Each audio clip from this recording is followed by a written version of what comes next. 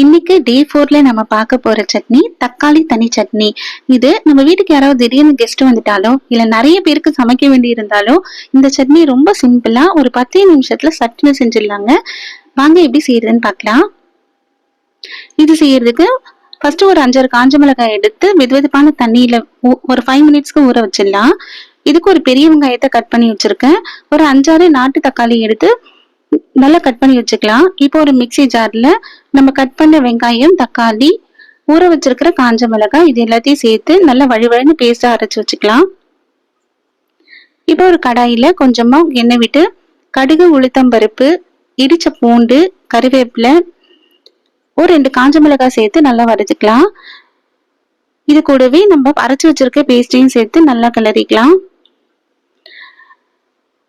இப்ப கொஞ்சமா தனி மிளகாய் தூள் 1 ஸ்பூன் சேர்த்துக்கலாங்க. இதெல்லாம் சேர்த்துட்டு நல்லா கலந்து கொடுத்துட்டு இது ஒரு 5 மினிட்ஸ்க்கு அப்படியே விட்டுடலாம். நல்லா திக்காய் வரட்டும். இப்ப இது நல்லா கொதிச்சு திக்காய் வந்ததுக்கு அப்புறமா இதுல நம்ம நல்லா தாராளமா தண்ணி ஊத்திக்கலாங்க. இப்ப தண்ணி விட்டு கலரி விட்டு ஒரு 2 கொதி வர வரைக்கும் வெயிட் பண்ணலாம்.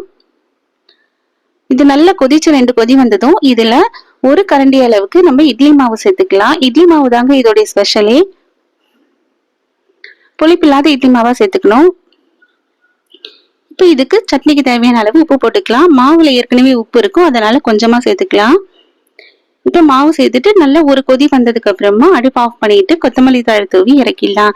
இப்ப நம்மளுடைய தக்காளி தனி சட்னி ரெடி ஆயிடுச்சுங்க. ரொம்ப சிம்பிளான இந்த சட்னி ரொம்ப டேஸ்டா இருக்குங்க. கண்டிப்பா ட்ரை பண்ணி பாருங்க.